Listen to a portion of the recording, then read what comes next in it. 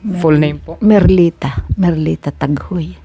Taga saan po kayo, Nay? Ocampo. Ocampo. Ocampo. Ocampo. Ano po yung naging komplikasyon o kaya karamdaman po ninyo? Ang karamdaman ko po nung mga 2021 siguro, nakumpay na ako sa hospital ng Ocampo. Ang finding sa akin noon talaga, may parang may kidney stone na ako. Kidney stone. Yun Ilang cm na po yung kidney stone? Hindi naman ko po masyado. Nakalimutan ko na. Pero sabi ng doktor hindi naman na daw pwedeng ilabas sa pamagitan ng pag-ihi. Sabi niya. Ibig sabihin malaki na. Malaki na daw po. 8.5 sabi niya. 8.5. Nung sunod na taon naman, April ulit, nakumpine ulit ako. Okay. Naulit din yun. 2 beses na po pala. Okay. Nag-take kami ng mga nausap po ba kayo, mga online na sabi may mga stone breaker daw yung mga gamot na yun para makalma. Nakumalma naman. Ngayon na naman po Ibig sabihin nakatulong din kahit papaano. Herbal po yun, no? Herbal daw po. Tapos nung isang linggo, umatake ito, nagkataong Piña Francia noon. Nahirapan kami pumunta sa walang mga doktor. Siguro sa Piña Francia. Pumunta po kami ng sanitarium hospital po. Sa Kabusaw. Kabusaw. Ano po yung kwan na yun? Libmanan po yun. Sa Libmanan. Pero Kabusaw yun. Okay. Yun ang sa akin doon, may request nga sa akin na yung na ako talaga, parang makita na yung kung kaya man naman daw ng kaya ng katawan ko para tanggal ito, operahin na siguro. Ito po yung ilang mga detalye, no po, tungkol sa background ni Nanay, no po. At tanungin natin muna kung ano ang kanyang nararamdaman ngayon at i-update po namin kayo sa susunod na mga araw. Ano po ang inyong nararamdaman ngayon? Ang masakit ko dito sa may parting likod dito. Tapos magkabilaan na po siya.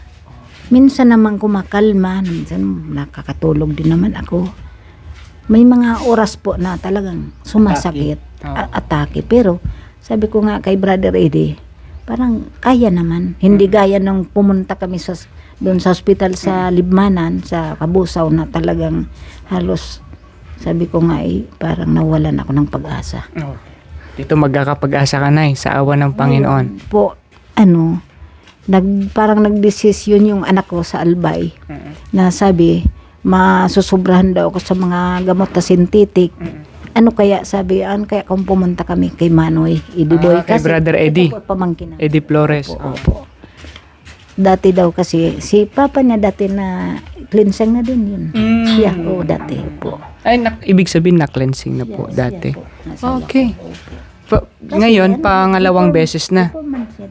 Okay.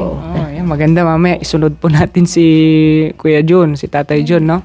Ayan, para naman, mabuti ang po, mula nung gabi, parang hindi naman ako nakaramdam ng gutom pa. Tsaka ang sakit medyo, kaya na. Kaya. Opo. First day pa lang po yan, Nay, no po? So, may iba po tayo. Ang edad nyo po pala ay 66 na po. 66, okay? So, yan lang muna po ang atin pong update kay sister, kay nanay, no po? Tabayanan nyo po sa susunod na vlog natin, might be mamaya o bukas, no po? Mayroong improvement. So, panalangin natin mga kapatid yung fast recovery ni nanay, no po? Para sa ganon pagpalain ng Panginoon ang mga instrumento na ginagamit po natin ngayon para maibsan po yung kanyang karamdaman. Okay? At the same time, yung atin pong yung atin pong vlog, mga kapatid, share din po natin.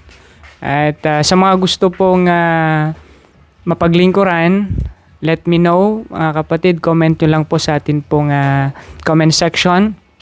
At sana malapit-lapit, malayo-layo, baka negative pa. Okay? Sa mga gusto pong tumulong sa gawain pong ito, bukas po yung atin pong gawain sa pagtulong.